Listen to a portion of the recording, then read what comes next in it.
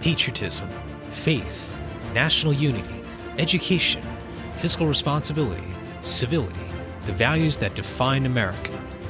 Fascinating stories and talks from America-loving patriots dedicated to preserving freedom, opportunity, and justice. Welcome to the Friends and Fellow Citizens podcast.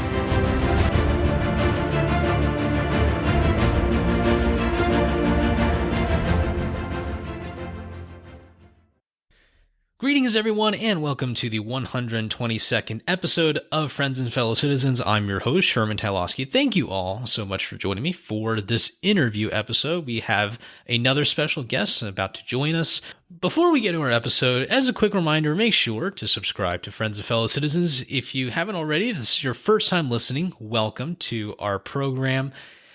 Also, be sure to check out our Patreon opportunities. We want to once again thank, as always, our Patreon supporters for continuing to provide help for this program. I, again, am just internally grateful every time we have a Friends and Fellow Citizens episode, so be sure to check out the Patreon link down in the show notes below. Today's guest is Valerie Durham. Valerie has served as the Executive Conference Director for FreedomFest since 2015, bringing together her background as a libertarian, marketing and project manager, and professional dance artist. Training as a dancer since the age of 3 in ballet, jazz, and modern, Valerie is one of a few master artists in the world who specializes in the art of Isadora Duncan, known as the mother of modern dance. Valerie has performed professionally in New York as well as around the United States and in Europe with Isadora Duncan repertory and her own original choreographies. She is the founder of the Isadora Duncan International Symposium and spearheaded the first digital archive of Isadora Duncan's life and legacy. With a Master of Fine Arts degree in dance and a bachelor's degree in public relations with an economics minor, Valerie has worked in marketing for Phillips Publishing Incorporated and run her own business in marketing, multimedia, and project management, and has served as the chair of the Libertarian Party in Montgomery County, Maryland. I had the wonderful opportunity to attend and speak at FreedomFest 2022 last year at the Mirage in Las Vegas. It was a wonderful event, just having people from all over the country and all over the world to convene at this one location right in the heart of the Las Vegas Strip.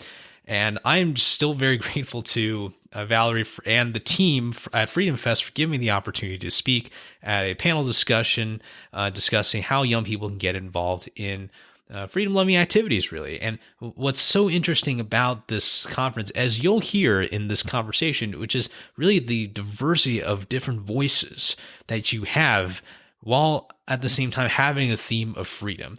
That kind of conversation, lively conversation based on this idea is what we really need more. And it'll be a wonderful opportunity to learn a bit more about what goes on behind the scenes of putting together such a major event.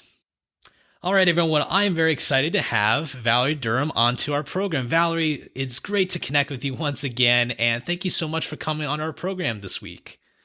Thanks so much, Sherman. It was so great to meet you last year at Freedom Fest and to get to know some of your work and passion, and really delighted to be here on your Friends and Fellow Citizens podcast today.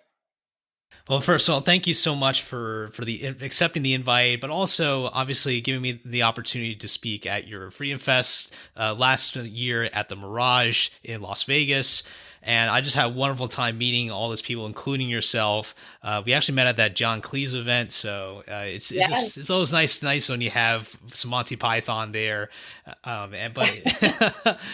just classic comedy group.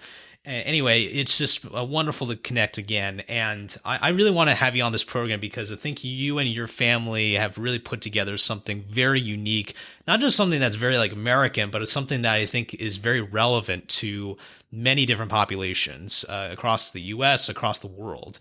And I'd like to really get started by understanding, first of all, what Freedom Fest is, but really through the lens of how your family actually started this whole event. So tell us about how your family really started this event and really leading up to what Freedom Fest is now.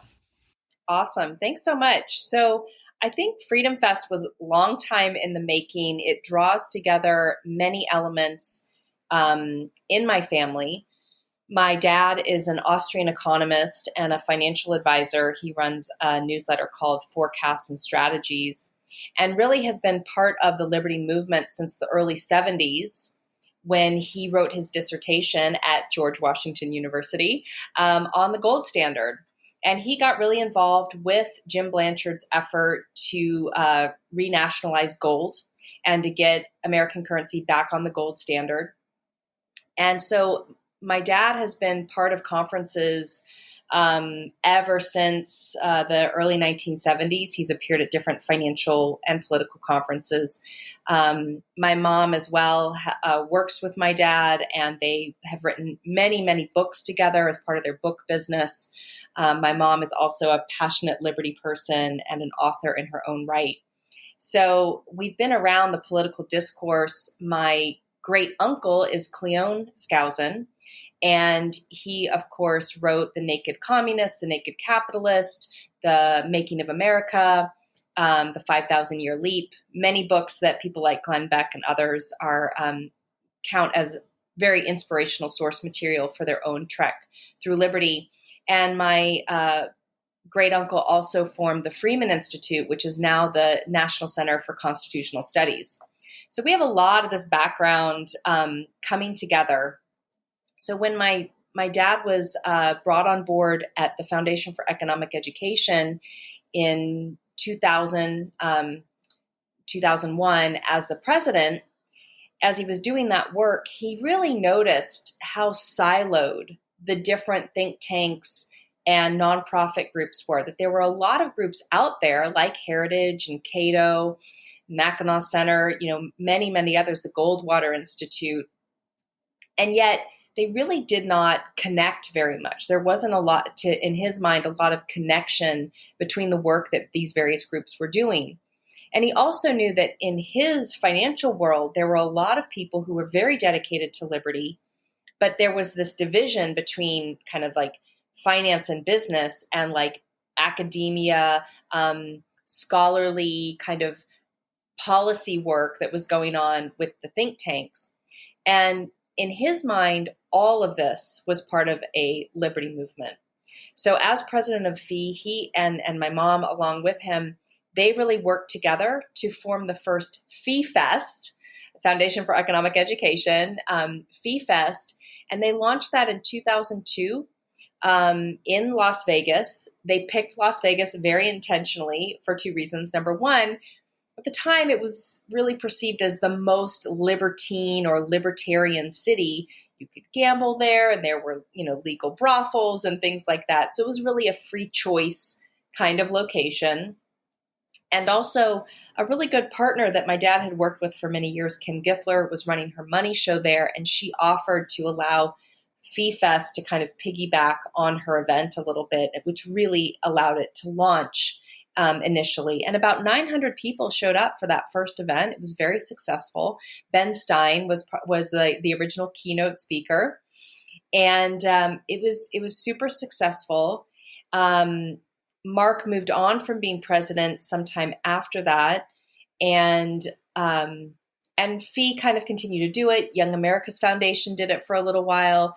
And then in 2006, my mom and dad wanted to really take over again. And so they came back, took over FEE Fest, and made it Freedom Fest. So the first Freedom Fest in that iteration was in 2007. Again, in Las Vegas at Bally's, and a much larger turnout, somewhere in the 1500s. And it really began this growth that we've seen for the last 16, 17 years now of bringing together multiple people who care about liberty. And I think that's the real focus of Freedom Fest, is that we are an opportunity, the one place, the one time where we want everyone who cares about liberty in some capacity to come together, to learn, share, network, and grow the liberty movement. So we really cast a wide net. We want think tanks there, grassroots organizations. We want politicians there with their campaigns. We want active, engaged citizens to come to Freedom Fest, because the attendees, citizens, voters, have things to share, things to learn, ways to get together. We bring together almost now 300 different speakers in various areas of expertise. We have businesses that come, financial services companies, oil and gas companies, coin companies, and we're branching more and more to some cool technology and innovation that's starting to come to Freedom Fest as well, which is really exciting. So our exhibit hall is quite a thriving example of the metropolis of liberty, because liberty is not just limited to political thought and political rights. That is a huge part of it, but it is not the only way that we experience freedom. We have economic freedom, financial freedom, intellectual freedom, cultural freedom, creative and artistic freedom, and much, much more. Our health freedom is super important. How we take care of our bodies, how we take care of our finances, how we engage with each other in cultural values.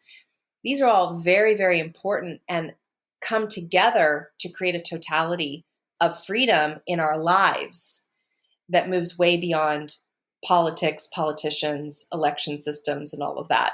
So that's what we're about at Freedom Fest, the lifestyle of liberty, moving beyond just the political into all aspects of our lives. How can we live with more freedom, more sovereignty, more choice, more accountability, more responsibility, but also having that freedom to choose for ourselves?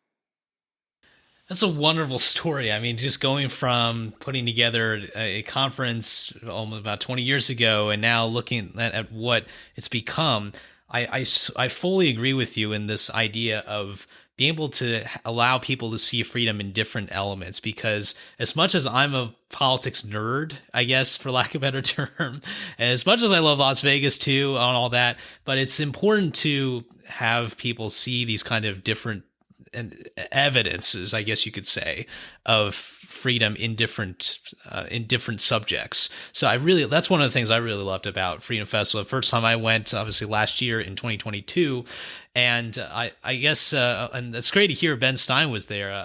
Did Ferris Bueller show up by any chance? I know, right? We could love for Ferris to show up. He was off, at a baseball game, I'm sure. Chicago distracted him already, so he probably would have been Exactly. somewhere around the strip there. But obviously, it's always great to hear that about big events in Las Vegas and my home state, Nevada. So definitely, we'll talk a little bit more about some of the future plans of Freedom Fest. But I just want to say it's an extra feeling when Freedom Fest was in Las Vegas for so many years. It still will be, but you'll be alternating a little bit in the future. Now I want to go into like how you got involved, because I think you have a very interesting story too. Not just your connection obviously with your family starting this process, but how did you get involved as someone who's working there pretty much full time, or at least having such a high role? Oh, it's very full time. Yeah, very full time. So I had obviously attended Fee Fest and Freedom Fest many, many times just because it was a family event. It was something really that my mom and dad did. Some of my cousins helped out. My sister would kind of do some marketing for them, things like that. But I was in a different trajectory. I had a career in marketing. I ran my own multimedia business and project management / marketing business. And then I also am a dancer. I'm an Isadora Duncan dancer, and I have danced since the age of 3, discovered the Isadora Duncan technique at the age of 19. And ever since then, I've really dedicated myself to a deep understanding of the Isadora Duncan technique, repertory, aesthetic, and am really a purveyor of that. I perform, I teach workshops, residencies, I do my own choreography work. I'm a dance artist in her technique and style. And so I had been in graduate school, got my Master of Fine Arts in Dance at the University of Maryland, and was working with the Kennedy Center and building my own school and lots of different things. But I'll say this, you can be in the art world is very interesting, and musicians, anyone who does art will understand this. You can be very good at it. You can dedicate your life to it, And it can still be incredibly hard to make money in this society in art. And we could have a whole conversation on the state of art and the appreciation of art and the support of artists in our society, particularly America. It's very challenging. So I was working and doing my dancing and loving it and doing good things, but it was very difficult to make a living doing that. And so end of 2014, the lady who'd been working with my parents to run the conference on the logistical side decided to retire and move on to some other things. And so my parents reached out and said, "Hey, do you want to try doing this?"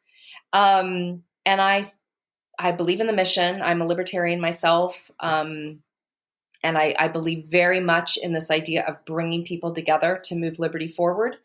I'm a uniter, not a divider, as the old phrase goes. And I thought it would be very interesting. So I jumped in without really knowing what I was doing. And interestingly, really had to draw on my experience as a dance artist.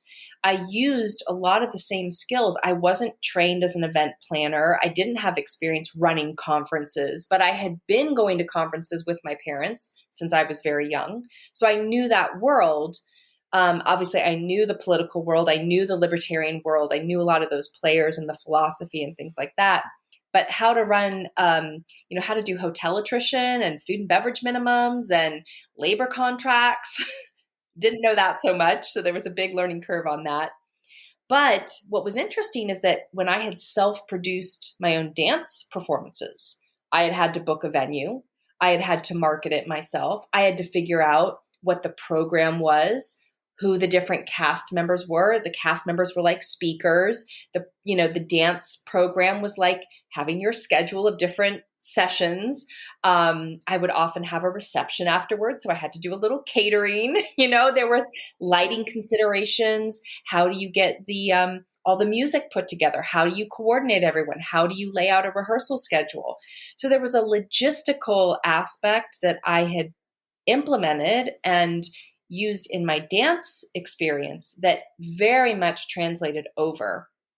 And I will just say, as a little pitch, even if you're not going to make art your career, there is so much value educationally to giving yourself artistic, creative experiences.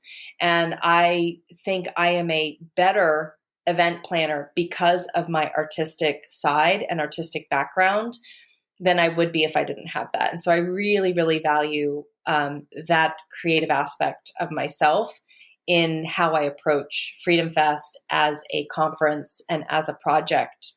And I think that's why, and I'm sure we'll talk about this a little bit, but the ways that we're expanding, just to give it a little foreshadowing, are very much in line with that belief and commitment to creativity and artistry. I really appreciate the way that you've described that symbiotic relationship between your artistic and dance side with the logistical side. I never thought of it that way, but the way you put it, I think makes it sound like that relationship is really making something bigger than either of those two parts. And I think that's also, in a way, now I think about it, maybe that's kind of how I see Freedom Fest too, which is, everyone's got their own expertise and whatnot, but to kind of come together under this one event and have people mingle and network, which, let's be honest, especially given the last few years, that's something that was just such a relief when I went to Freedom Fest. It was probably the first conference in a while.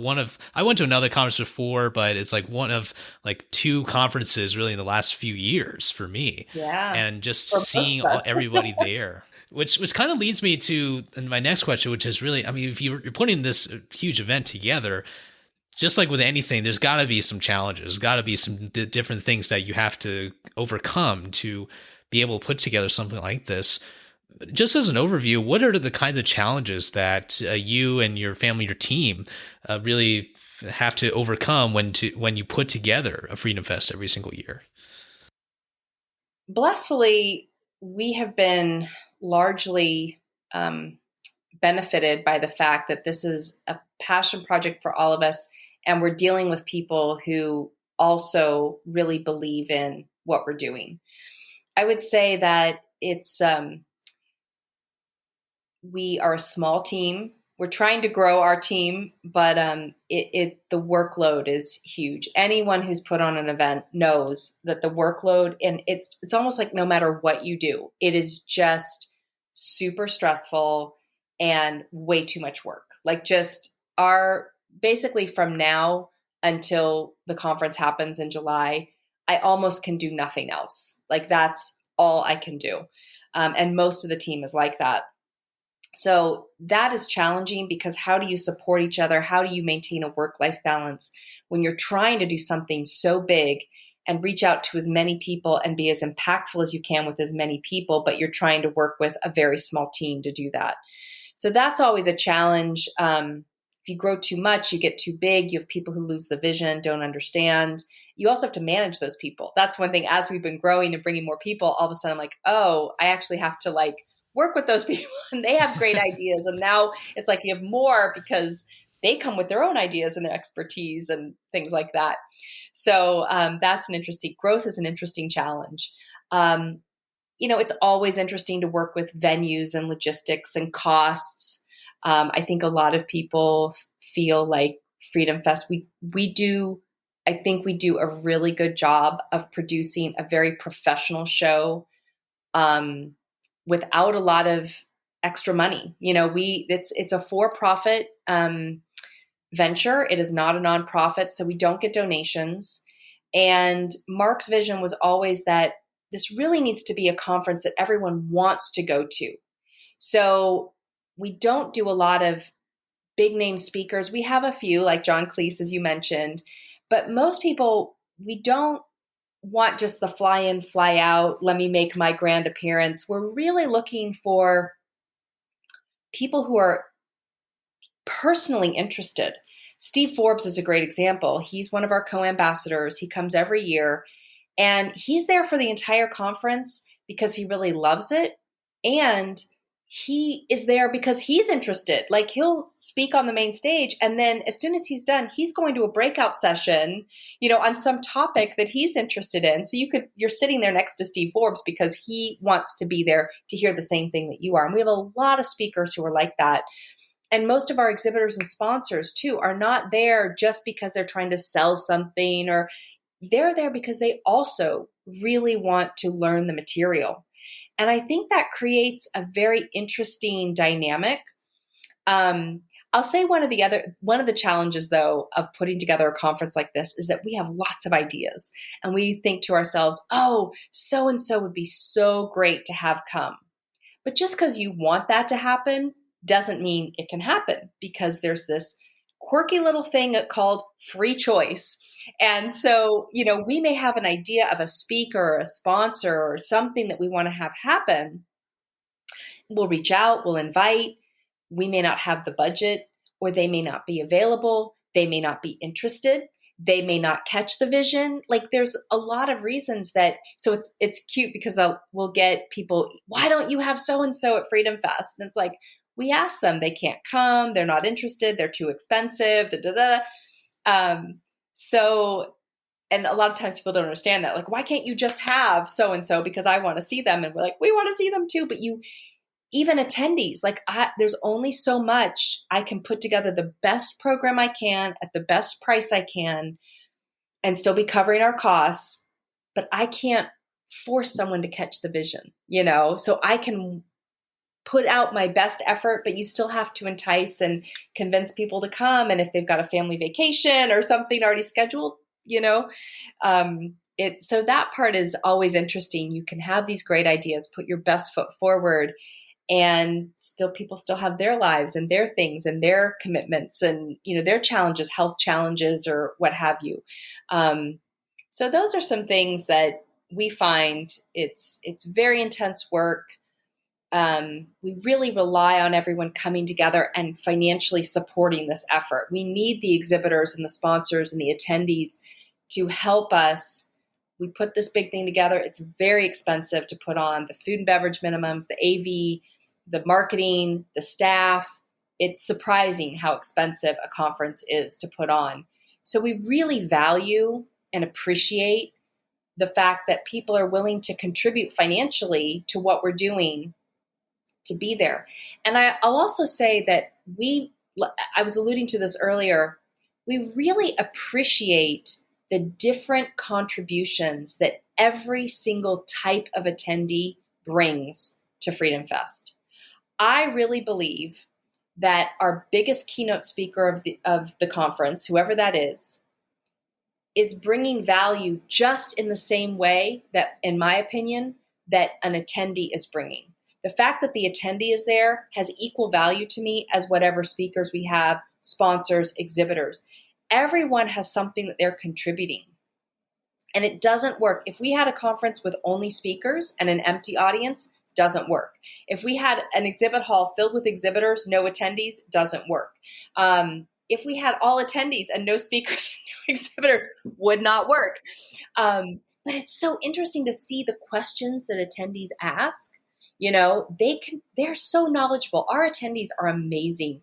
They are educated, informed, curious, inquisitive, open-minded.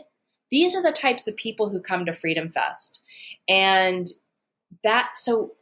you'll see a little cluster of a mix of an exhibitor, a speaker, a few attendees in a corner somewhere at Freedom Fest having a really cool conversation that I'm like, dang, we should have put that. Like, if I had known about that, we could have made that a session.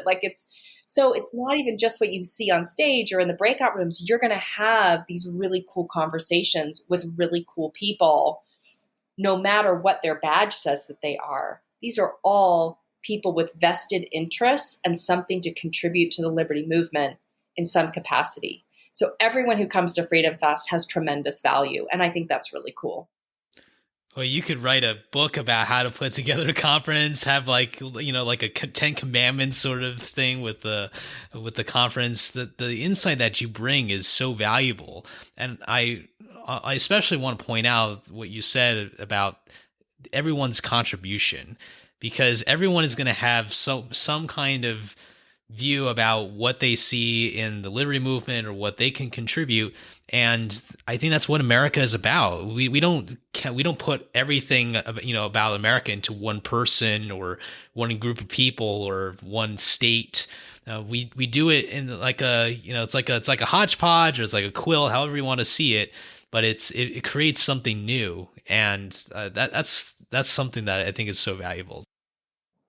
It's very correct. And unfortunately, as we know, the social media and media has really, even our political, I think our politicians have really devolved the discourse. And it has become so divisive and polarized. As we know, this is something that I think there are very few people who would argue with that point, that we have become divisive and discordant. And that is something that at Freedom Fest, talk about a mission and a vision. That is our number one mission, to be able to have real conversations that lead to real solutions about real issues. And so we really try to eschew any kind of use of political labels. We really try not to identify people as right or left or conservative or progressive or Republican, Democrat, libertarian. Because what ends up happening when you do that is people already have their alignments. For the most part, there are the independents who identify that way. But if someone's a Democrat, they really identify with that. And if they hear someone's a Republican, very often there's a sense of, I know what that person thinks and I don't agree with them. I already know that. I'm a Democrat and I don't agree with Republicans. And Republicans, honestly, are the exact same way. I hear all the time Republicans identifying Democrats as the enemy. And I'll share that one thing I experienced in graduate school is in dance. We looked at dance ethnography. We looked at other dance in other cultures. And I learned how to look at dance in a different culture with using different values. There was a book I read about in a small Polynesian culture that the dancers would burn each other with torches. And when I first learned that, I was horrified. Like, oh my gosh, like you're burning each other in dance. That sounds terrible.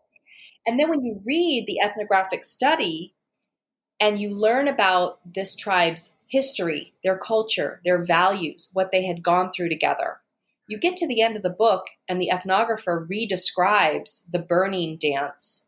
And I wept because it was so clear why they had to burn each other, why they did it. So I was able to change my lens. And with my cohort, I was not what you would, I'm libertarian, so obviously there are things I agree with on a so-called progressive, perhaps in the cultural space, anti-war space, things like that.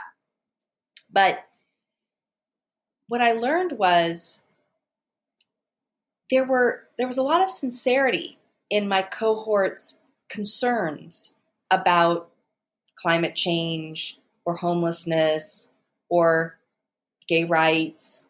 There was a lot of, it wasn't, I knew these people. I knew that they weren't out to ruin society. They had deep, real concerns about people's opportunities and the beauty of this world. And I really felt like, gosh, if we could just truly listen to everyone's concerns, if Democrats could listen to Republicans, why are Republicans concerned about traditional values? It's not that they want to keep everybody like harnessed in necessarily, or, all these things that they get accused of. I love how so many times whatever one side wants to do, the other side is like, oh my gosh, you want to kill old people. And then the other side wants to do something. And then that side is saying, oh, you want to kill old people or kill this, or, it's like all this drama around that. And so I'm saying all that to say, at Freedom Fest, we really want to give space for thinking, for listening openly and honestly to perspectives perhaps you don't agree with, at least initially, and maybe you never will, and that's okay. But what we really do is we come together to listen. So on a panel, I'm not going to have a left-right dynamic, like ever. I'm going to try to have because you know what? It's not just that polarized divide between Republican thought and Democrat thought, or conservative thought and liberal thought. There are constitutionalists. There are voluntarists. There are anarchists. There are dogs who get very upset. I don't know. Sorry about my dog barking. She's in agreement here. There are other perspectives that aren't on either side. And honestly, in our society, we are doing a huge disservice to ourselves, to our families, to our communities, to our society, that we do not listen to these other ways of thinking about things. And there are other ways, and they have things that we should consider. And so we try to present a lot of those ideas at Freedom Fest. It can be difficult because you can start to, this is another challenge maybe. You get to the point where certain people aren't willing to share the stage with other people because they don't agree with them. And so there are oftentimes we want to have an even more cohesive, well-rounded, multiply perspective, nuanced conversation. And unfortunately, there are certain people who be like, I will not be on stage with that person because I just disagree with them so much. It's like, you can't even have a conversation with them. Like, you don't have to agree, and you can present your side and won't even touch it. Just absolute refusal. And I think there are many people, unfortunately, in our society right now that are at that place. They cannot tolerate even hearing another person's perspective. And we see that all the time with, the cancel culture and things like that, where I can't even tolerate that you've written a book or even read a book that I don't agree with. And then you're bad, you're awful, you're evil, you're the enemy. So what I think is unique about Freedom Fest is that we're not in that divisive dichotomy. We're really trying to have those nuanced, open conversations with multiple perspectives.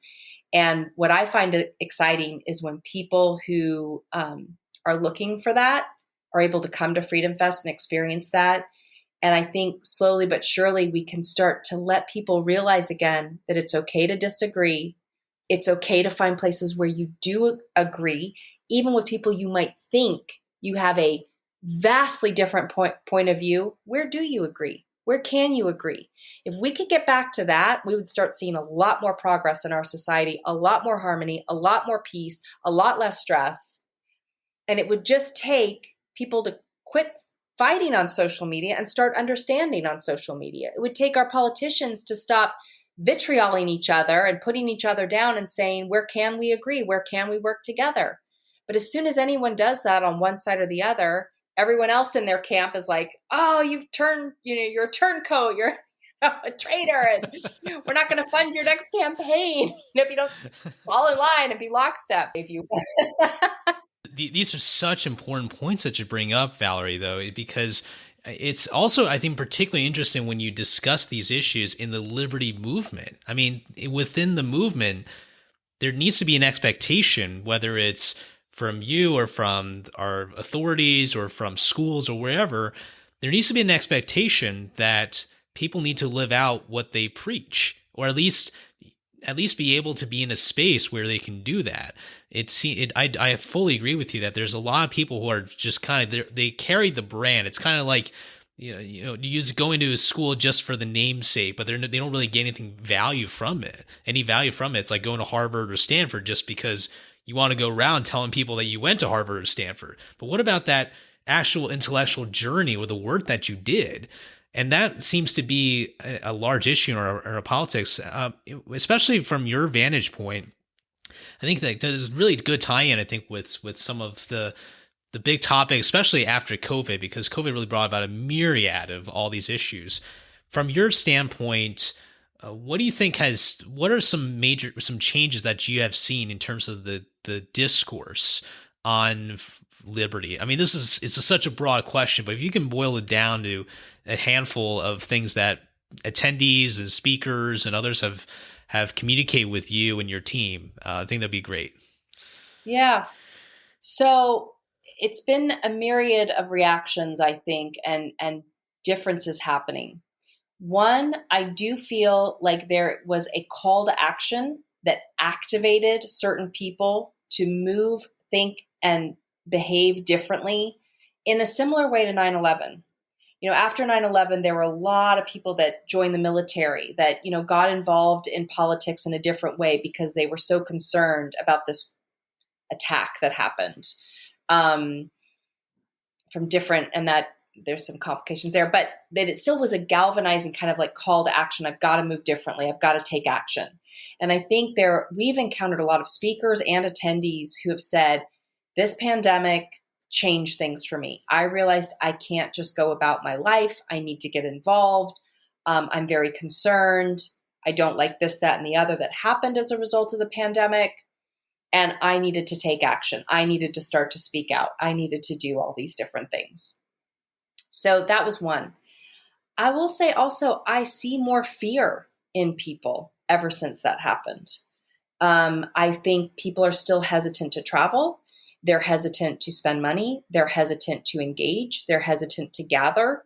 There are people who still live in a place of fear after going through this pandemic that is affecting the conference and different aspects like that. So there's that. I think we definitely see health freedom becoming a much more important topic. It was important before. It's become even more important since the pandemic. Also, educational choice was a huge revolutionizing trend. I think so many people realized that the problems with our public school education system, the problems with the Department of Education, they had their kids home. They saw them struggling on Zoom. A lot of them gave up on Zoom and gave homeschooling a try, and that opened their eyes to how doable that is, to how valuable it was to have your kids with you. I think that also opened up the fact that so many people were home. That's changing some things. And I'll say the last trend is how much more comfortable everyone is on Zoom now. And that is also changing how people want to interact with conferences. I think there are multiple people now who are willing to live stream a conference that would never have considered that 5 years ago. Even we're more willing to consider live streaming a conference. That was something Mark was dead set against. And we're kind of like, we kind of like things have changed now. So we do see people more engaged. I also see the opposite, people more fearful. I see certain topics coming up that are of deep concern to people. And I also, wonder about the future of getting together. But I think there's something that can never be replaced by the tangible, physical, the analog experience of living. And I really believe in getting out in nature. I believe in hands-on experiences. I believe in the energy that we share when we're actually physically in the same space. And there's nothing that can ever replace that. And I think we need to continue to value that in our society. Even if the Zoom and the screens and the technology is all available to us, we need to use our wisdom to know that we still need nature. We still need movement. We still need to engage with things tangibly, and we need each other's energy. And I think that just because we have the presence of an opportunity doesn't mean we just relinquish ourselves mindlessly to that. We are conscious human beings, and I think we can consciously choose how to engage with our social media, how to engage with our technology, and how to maintain those things that we know are good for us, and never let go of that.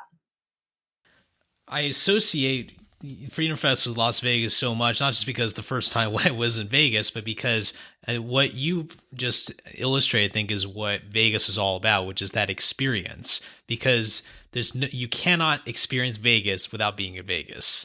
It's like you can go to a casino, in California or in Louisiana or somewhere. And I'm not saying that they're bad places. I'm just saying if you want a specific experience, I think that's why the hotel rates are crazy on the weekends in Las Vegas, because all these folks come from California and other places want to be with other people. Something about walking down the strip and seeing all these throngs of people. Maybe you're a people watcher like myself.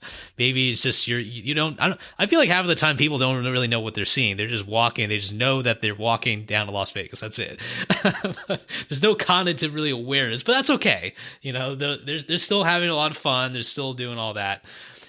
But I just wanted to just express my agreement with your sentiment on the value of being with other people, and just, again, that networking element. Like I don't think, I'll put it this way, Valerie, I don't think I would have, I think it was a big deal for me to meet you in person, because certainly we connected via video chat, right? But I think it was such a different feeling to be able to shake your hand, be able to look at you in the eye, all that. Yeah, So absolutely. I just want to say it's just, for whatever reason, it doesn't necessarily change the person or myself. It just changes the dynamic a little bit. It makes it a bit more real.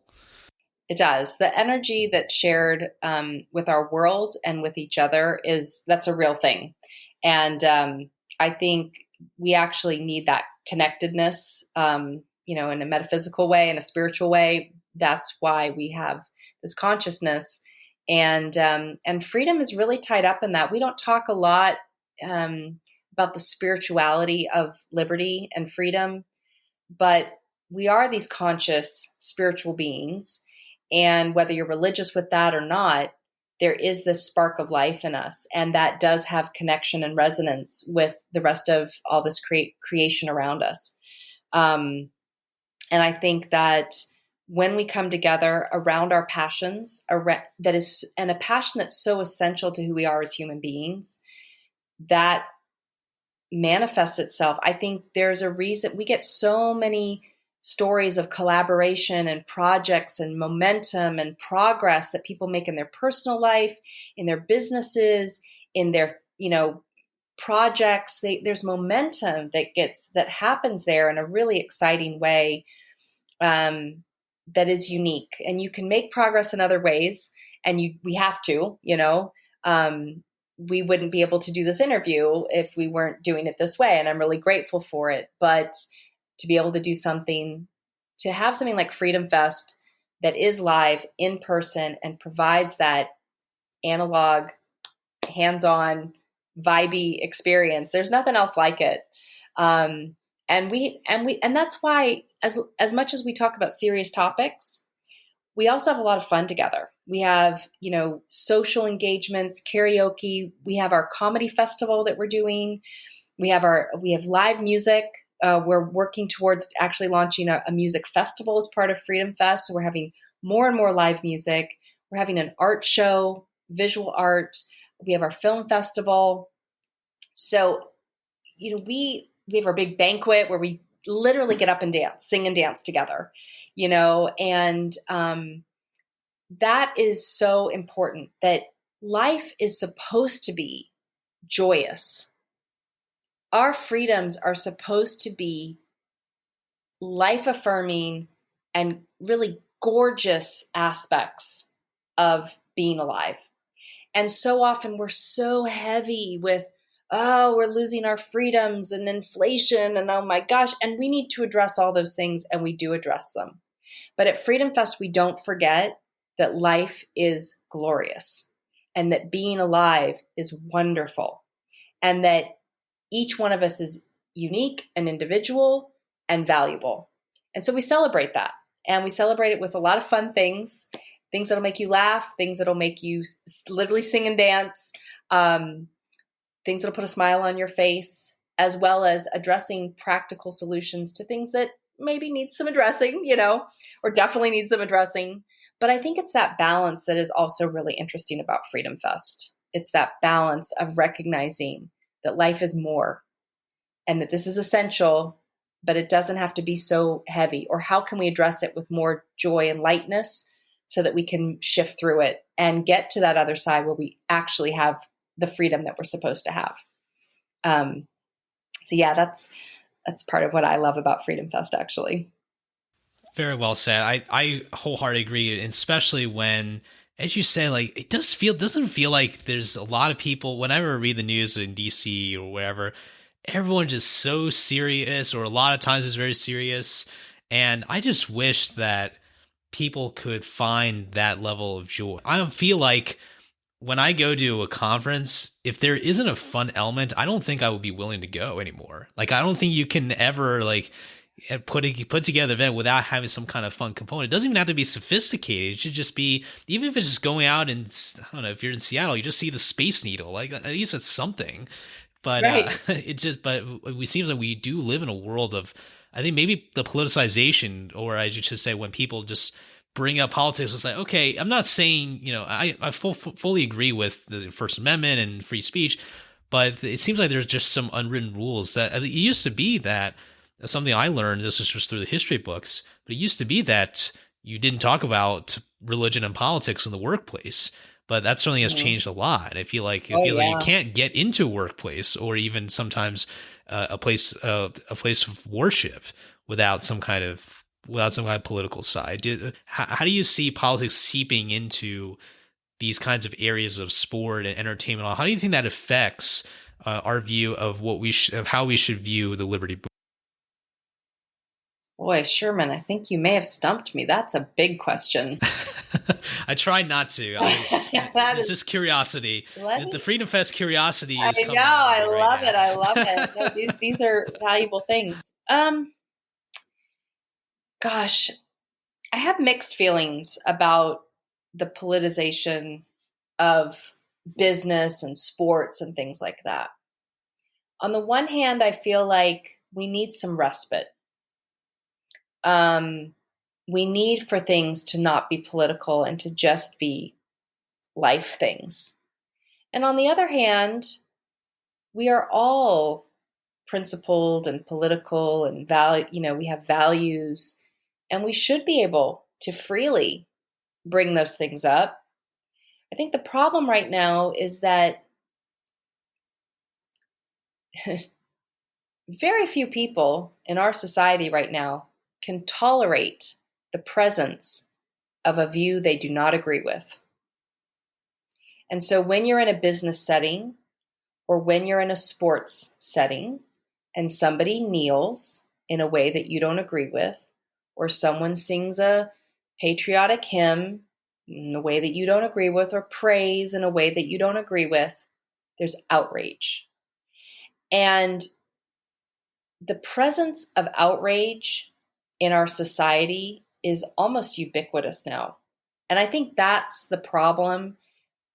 We should be able, if we want to, have conversations in our business settings. If we want to talk about politics or religion, we should be able to do that. And be able to, oh, that's what you think. I don't agree with you. Isn't that interesting that we don't agree?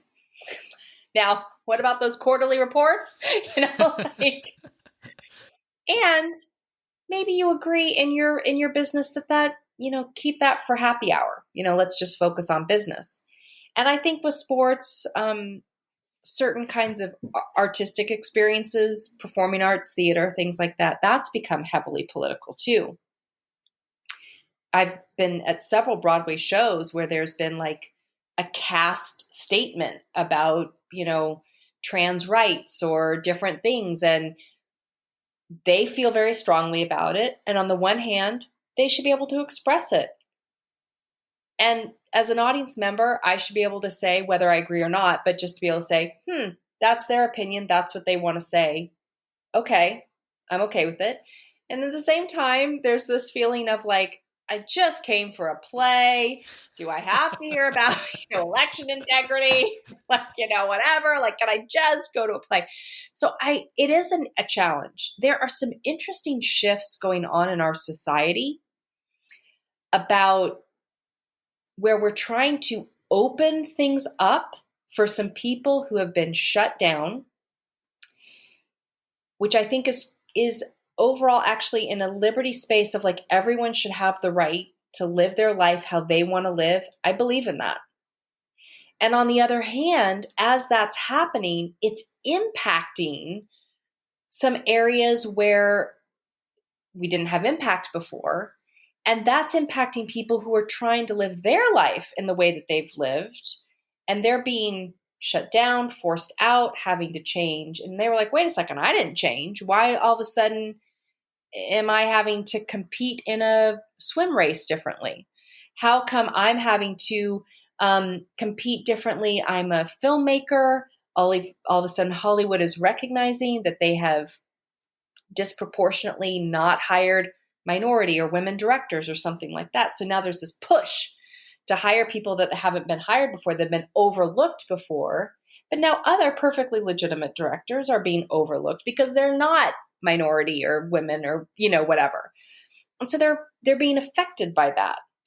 And I don't think we've figured out as a society how to manage changing in one area while maintaining a sense of certain values, because those seem to be in conflict.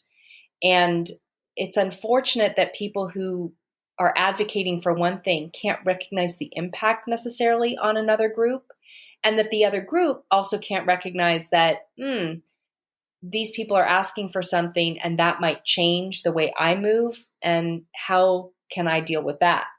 So that's a very high level way to, or maybe not very specific way to answer your question, but I'm just recognizing that the conversations are shifting. The certain values in our society are shifting. And how can we reconcile that in a way where the ultimate values of equality, choice, personal sovereignty, those kinds of things are upheld. And I just think there's some space here where certain people are saying, no, you have to think what I think. And the other people are like, no, you have to value what I value. And those things are very much in conflict. And I don't have an answer for whether we should talk about politics and religion in business and sports. I just feel like we've gotten very intolerant of the presence of someone's opinion that we don't share. And that's probably where the ultimate problem is. Exactly. Yeah, it's a tough question, no doubt about it. But I think I know I Not think everything has an easy answer. I love that you're asking that that's question. That's true. a That'll be nuanced conversation. Something we should talk about at Freedom yes, Fest. exactly. It'll be broadcast everywhere. It's like, everyone, this is the only question we're talking about and we're answering. This is the only question that matters. I'm just kidding. Uh, but I really want to now shift into really looking into the future. So, as someone who's heavily committed to Freedom Fest and its mission and vision, where do you see Freedom Fest in 5 years, 10 years, and well into the future? Well, I think we have a really strong base ideologically. We know that we want to bring people together who care about liberty in whatever area they care about it. So whether it's a social issue or a financial freedom issue or a political issue, we want you to come to Freedom Fest to share that vision that you have, to learn from others, and to collaborate with people who can help you and that maybe you can help them. That's the real mission of Freedom Fest. And I would like to get that message out there for all the people out there who are wanting that, yearning for it, not seeing it in their political structures right now, not seeing it in the media, not seeing it on social media, and yet really want that. We are doing that at Freedom Fest, and we are putting the call out to as many people who are open-minded enough to come together and collaborate in that way and have these nuanced conversations. Share what you feel, learn what you can learn, all those things. So I see us on a growth trajectory. We're already seeing ourselves growing over the past couple of years since the pandemic. We're at higher and higher numbers. We're getting more and more attention from media and sponsors and bigger organizations. And as I was mentioning before, we're also branching out into more of this creative space.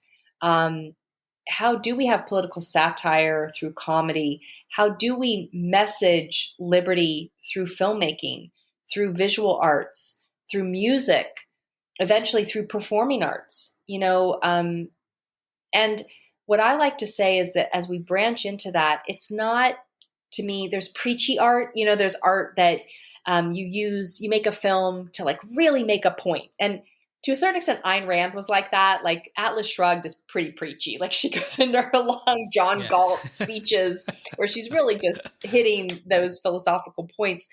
The Fountainhead is a little more artistic overall and just has her underpinnings there. I really prefer the Fountainhead. But if you look at a book like Robert Heinlein, his science fiction was excellent art. It was excellent literature that happened to have liberty values and philosophies that just underpin it. There are certain movies like V for Vendetta where they're using that philosophy of choice and anti-authoritarianism in that, but it's not to beat you over the head with it. It's just that's, kind of the underpinning of how the characters are making their choices and the story arc. It's a great film in and of itself, regardless of whether there's the presence. Well, I guess it would be inherent, but it's not like I'm trying to make this movie in order to preach this point. So I think we need great artists out there. And at Freedom Fest, we want to support that. We want to support great art making that happens to be liberty minded, liberty supported, that people with that philosophy are making great art and it inherently comes out. So we're looking to grow. We want even bigger and better speakers. We want more and more attendees. We want even more interesting exhibitors and sponsors. We already have fantastic, all of that is already fantastic. We have such a good group and we want more people who can catch this vision and join us. I'd like to see us at 5,000, 10,000, 15,000 and be a really robust, impactful conference. It's like, well, what happened at Freedom Fest this year? Like it's the Coachella of the Liberty world, or the South by Southwest of the Liberty world, like very diverse, very interesting. Lots of people come and we have this great experience all around liberty because liberty encompasses so much. So that's kind of the vision of Freedom Fest going forward. Just bigger, better, badder, cooler, awesomer. Yeah. That's awesome. The more the merrier, Totally. like just, Yes. Well, I'm very confident that the work that you're doing and the work of the sponsors and the exhibitors and the Yes, they're attendees, so uh, important. it really takes a village. And something you kind of alluded to earlier about the importance of everyone's contribution, Yep. which I wish that we had more of that in our discourse. I wish that more people recognize, even if it's someone who they disagree with, but they recognize at least one contribution that they've Yes. made to Hmm. something or somewhere. Seems like nowadays maybe one of the reasons why people are so intolerant is because one, they feel like they're not being heard. They Yes, may act I that they agree. themselves might not be making other people feel heard. True. So that's kind of an educational, at home and at school sort of thing. But two, it might also be because of the environment that we're in, we don't allow this the ability to think of one good thing or one thing that you like about someone. It makes all the difference in the world. It really does, because we can get so heavy, so focused on the negative, and there are positive things going on all around us, and we need to focus on those things too. And I don't know if you'll be totally shocked or happy or surprised or whatever when I say this, but I was able. I think it was sometime last year. I heard one of your podcast interviews with someone I can't remember, but I think if I recall correctly, that you are related to someone who people know is on the $100 bill. Is that Oh yeah. okay? Yes, I am a direct descendant of Benjamin Franklin Wow. through my dad's maternal line. So my dad is also related to him. And my dad actually dresses up like Ben Franklin all the time and he's written several books, The Wit and Wisdom of Ben Franklin. And then he and my mom did a really cool project. It's called The Completed Autobiography by Benjamin Franklin. So the original autobiography that so many of us read in high school, that only goes up through 1757, really through his Poor Richard's Almanac publishing career. It does not cover any of the Revolution, any of the Declaration, any of his time in France. And so what my mom and dad did is they went to Yale, went to the collection of all of his papers, every letter, every article, everything that he wrote, and they meticulously went through that and pulled out his actual words and compiled those to tell the rest of his story. So in the completed autobiography, it's all Franklin's words edited together to tell the story of how he, interacted with John Adams and Thomas Jefferson and the Declaration and George Washington and the Revolutionary War, and then moving on to ambassadoring in France and all of that, all through the rest of the end of his life.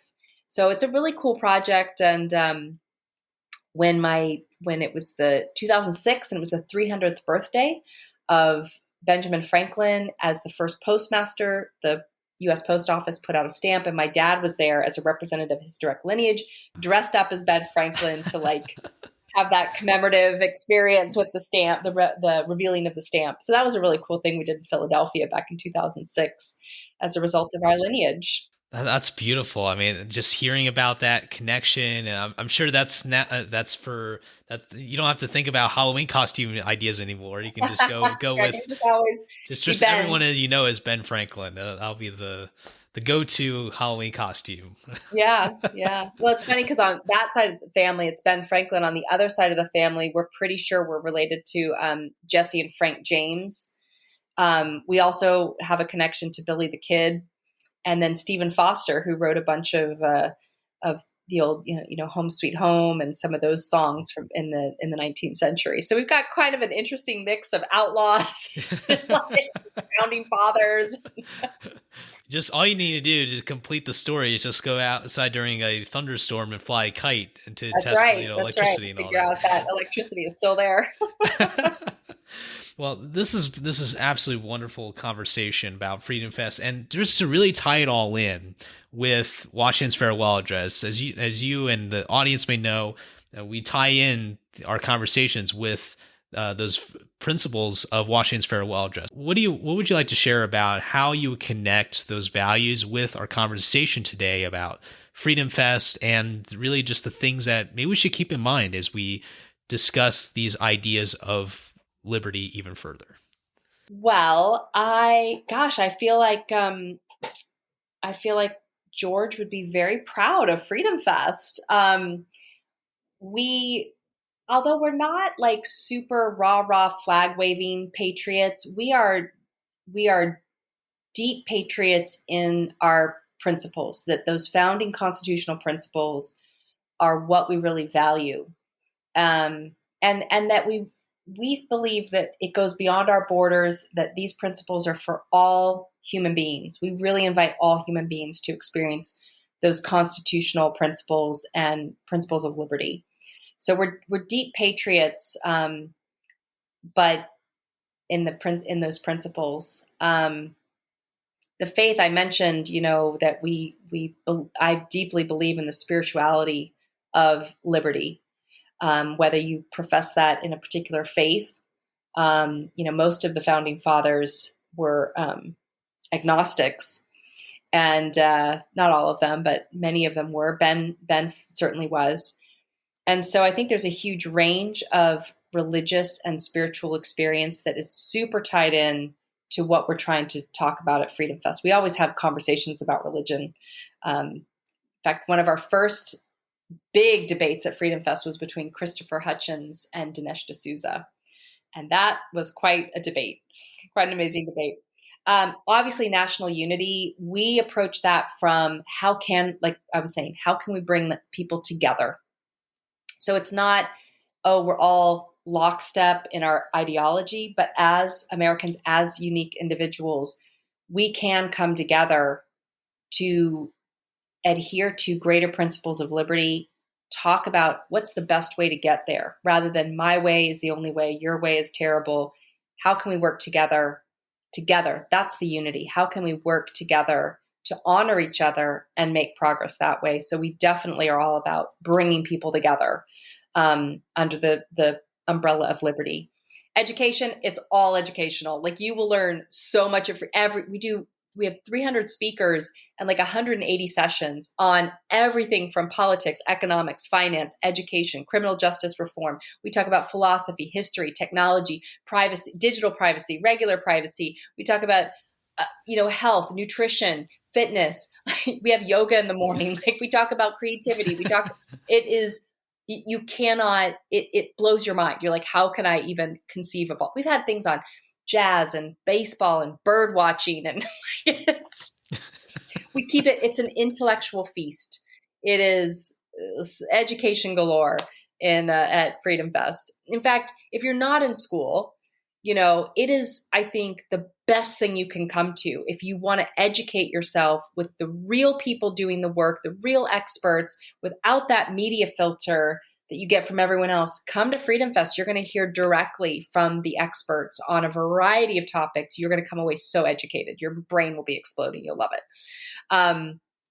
Fiscal responsibility. We have our whole financial freedom track with the Global Financial Summit, and also our Eureka Summit, which is all about helping entrepreneurs and small businesses run their business better, because that is an aspect of owning your own life, being your own sovereign individual. People who run their own businesses have a liberty mentality already, even if they don't even know it. So I think that also fits into the fiscal responsibility, because you have to, be financially aware and prudent when you run your own business, when you're an entrepreneur, when you run your own family.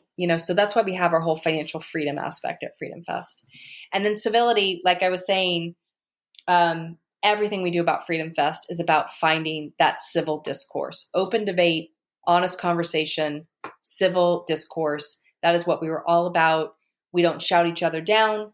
We don't insult each other. I don't even like, we don't use titles that put down Biden or put down Trump or put down. No, like, we can be positive. We can address negative things, but in a positive way. And that's what we do at Freedom Fest. And I think that's really a part of civility. And we're all about that at Freedom Fest. Hopefully those conversations going way beyond just the Freedom Fest too, Yes. and then having people come back again. And it's a wonderful cycle. I think what you all are doing is so wonderful. I just want to wrap up. Before we wrap up, what can people do to learn more about Freedom Fest? And obviously, if anyone's interested in this event, what can people do to sign up and register? Absolutely. So a sincere invitation to all of your listeners, Sherman, to come to Freedom Fest. We're in Memphis this year, home of the National Civil Rights Museum. It's where Martin Luther King Jr. was assassinated. It is the home, obviously, of Graceland, and also the birthplace of blues, soul, and rock and roll. And I think that's such an interesting mix. Different cultures came together in Memphis, and instead of fighting and being divisive and saying, don't take my stuff, don't take my culture, they shared their culture and they birthed something that was even greater. If you look at these different musical forms, they're even greater than what they came from separately. They, or at least they created something new. Maybe I shouldn't hierarchy that, they great on their own, but they created something new that's wonderful. So that's why we're in Memphis. We're really excited about being there. We're going to have a huge program. There is definitely something for everyone. If you're not political, there's stuff on education. There's stuff on social issues. There's stuff on philosophy. There's stuff on history. You can come and experience our comedy festival, the live music, films. Like there truly is something for everyone. And Elvis is going to take us to Graceland. So you got to come just for that reason alone. We do have a special $50 off code for all of your folks. It is FELLOW50. So FELLOW 50. That will give you an extra $50 off your registration fee. We have special rates for students. We have special rates for young professionals under 30 and graduate students, things like that. But go to freedomfest.com. That's www.freedomfest.com. And you can take a look at our full lineup. And in fact, when this is airing, we'll probably be launching our full agenda within days. So you can see all the sessions, all the speakers, all the different events that we have going on. And there's still time to come because Freedom Fest is July 12th through the 15th this year in Memphis at the Renaissance Convention Center. And you are invited. So please check us out, spread the word, buy your ticket, use the code FELLOW50 for another $50 off. Guests are a lower rate, so bring a friend with you. It's always funner with a friend. And please come to Freedom Fest because it's going to be a great time. Wonderful. And I want to say thank you, obviously, for the code. I'll be sure to put that in the show notes below, as well as the Freedom Fest link as well. Also, listeners can check on GeorgeWashingtonInstitute.org. I've also linked to the Freedom Fest recording that I did last summer. So you can see a bit of presence of Friends of Fellow Citizens there last summer. Before we conclude, Valerie, I just want to say thank you so much once again for your valuable time today.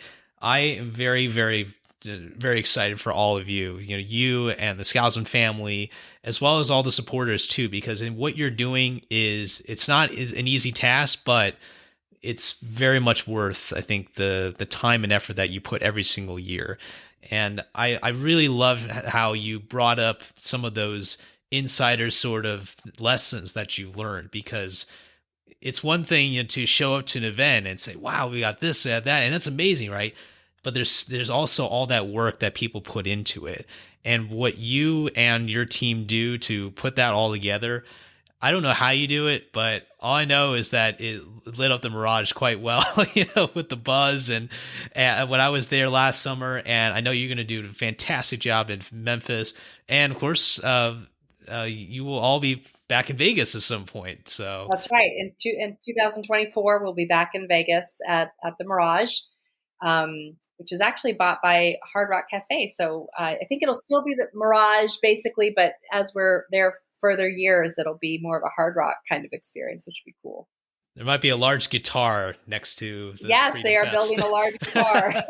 That is correct. The first giant guitar, first Freedom Fest with a giant guitar next to it. There you go. We'll definitely have to have our music festival then. Exactly. Well, again, Valerie, thank you so much for your time. And once again, we really appreciate what you've shared with our audience today. Thank you so much. It's been a real pleasure, Sherman. Thank you all so much for listening to this interview episode with Valerie Durham. I hope you enjoy learning about Freedom Fest. And make sure to check out the code FELLOW50 down in the show notes below, and a link to learn more about Freedom Fest this year in Memphis. Enjoy the rest of your day and the rest of your week, and remember, a day in America is always better when we are with our friends and fellow citizens.